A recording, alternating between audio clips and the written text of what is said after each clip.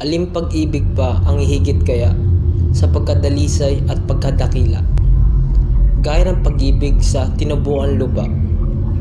Alin pag-ibig pa? Wala na nga. Wala.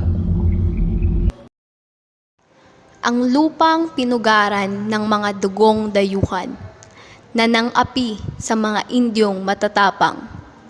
Ang Cavite, ang lalawigan ng tinaguriang matatapang na Caviteño. Lalawigang inukitan ng mga pambansang kasaysayan, kung saan ang kalayaan ay unang nakantan. Maraming bayani ang nagbuwis ng buhay. Iilan ang napangalanan, subalit sila ay mga Pilipino. Yan ay siguradong tunay.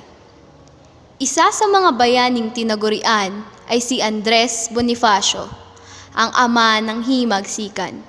Subalit, bago ang lahat, ano nga ba ang pagkakakilanlan ng Supremo?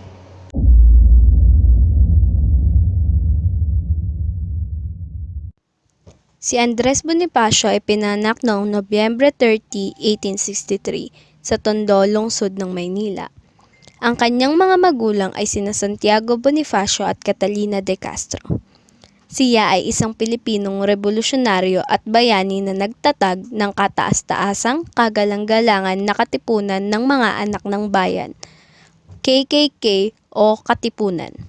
Isang lihim na lipunan na nakatuon sa pakikipaglaban sa mga Espanyol na sumakop sa Pilipinas.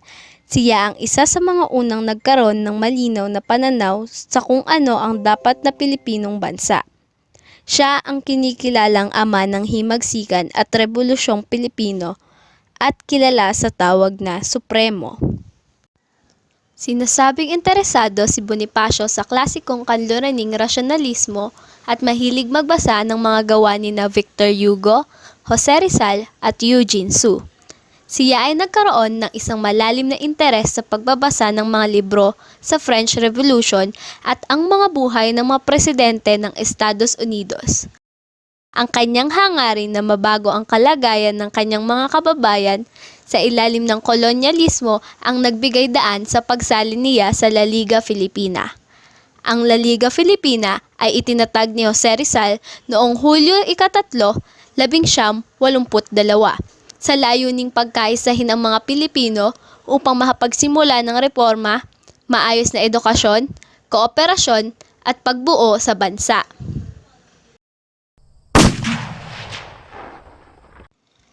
Apat na araw pagkatapos ng pagkatatag ng Liga, noong Hulyo 7, 1872, itinuloy ni Andres Bonifacio ang pakikibaka at nabuo ang kataas-taasan, kagalang-galangan, katipunan ng mga anak ng bayan, KKK o Katipunan, sa bahay ni Deodato Arellano sa Calle Azcárraga, Maynila.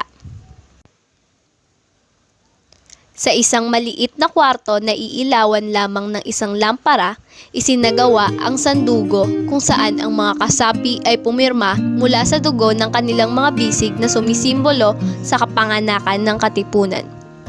Ang sandugo ay isang pangako rin ng pag-ibig at kapatiran sa bawat kababayan.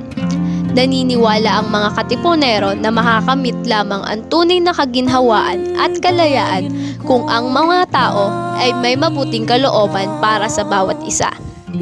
Dahil dito, ang Katipunan ay hindi lamang isang organisasyong may layuning patalsikin ang Imperyong Espanyol, ngunit nais nito ang tunay na pagkakaisa sa isip at puso ng mga Tagalog sa ilalim ng isang inang bayan na naghahanap ng maliwanag at tuwid na landas. Natuklasan ng mga Espanyol ang Katipunan noong Agosto 11, 1876. Nakatakas si Bonifacio at marami pang mga Katipunero sa Maynila mula sa paghahanap ng mga Espanyol at humantong ang kanilang pagtakas patungo sa isang baryo sa Caloocan, Balintawak. At ang mga Katipunero ay nagsagawa ng pagpupulong dito noong Agosto 24, 1876. Ang pulong ay isang magandang simula at dinaluhan ng 500 hanggang 1,000 tao. Ang kabanata na ito ng revolusyon ay tinatawag ngayon ang sigaw sa Balintawak at kilala rin sa tawag na ang sigaw ng Pugad Lawin.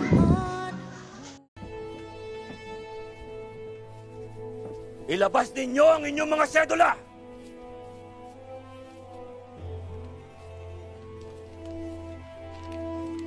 Pagmasdan ninyo ang munting papel na umaalipin sa ating lahat.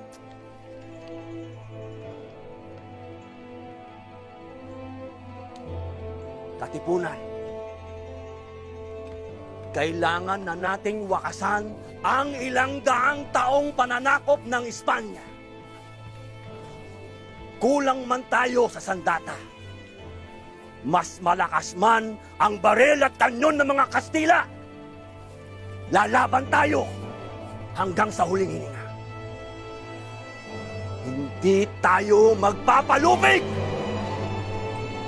Tayo ang magtatagumpay. Dahil tayo ang mga anak ng bayan. Tayo ang nagmamay-ari sa lupang ito. Sa atin ang bayan ito. Punitin ang mga Pagkatapos sedula nito ay nyo! pinunit ni Bonifacio ang kanyang sedula at sumigaw, Mabuhay ang katipunan! Mabuhay ang pagsuway na ito sa mga Kastila ay naging isa sa mga pinakamainam sa araw ng kasaysayan ng Pilipinas. Noong Agosto 1886, pinamunuan ni Andres Bonifacio at Emilio Jacinto ang pagsalakay sa El Polvorín sa San Juan na siyang imbakan ng pulbura at istasyon ng tubig. Higit sa 150 na mga katipunero ang nasawi sa laban. Ngunit ang balita ng kanilang tagumpay ay umalingaw sa buong arkipelago. Ang bayan ng San Juan del Monte ay naging isang pambansang simbolo ng pagkakaisa, kalayaan at isang banal na lugar ng lakas ng loob ng mga Pilipino. Dito nag-alab ang damdamin ng mga Pilipino upang kamtin ang kalayaang nararapat sa inang bayan. Subalit sa isang bala ng baril, nagwakas ang buhay ng Supremo. Ikinulong siya sa Indang Cavite at hinatulan ng kamatayan. Dinala siya sa Maragondon upang doon ay bitayin kasama ng kanyang kapatid na si Procopio Bonifacio. Nagwakas ang buhay ng Supremo, subalit ang puso ng mga Pilipino ay patuloy na nag-aalab at nauuhaw sa kalayaang matagal na gustong makamtan. Sa patuloy na pakikibaka ng mga katipunero, nakamtan ng mga Pilipino ang hinahangad na kalayaan. At noong Hulyo 12, iwinagayway ang bandila ng Pilipinas sa bahay ni Aguinaldo sa Kawit, Cavite.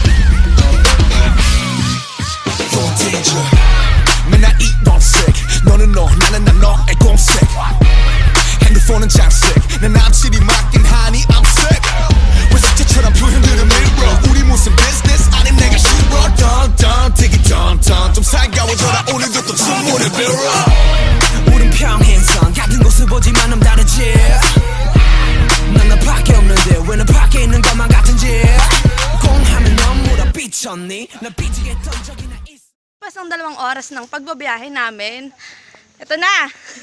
Andito na kami sa Bonifacio Shrine!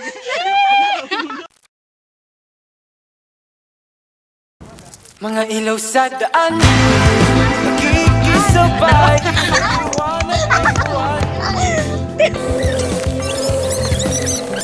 Ako lang ang nakaka! Paalam mga baka!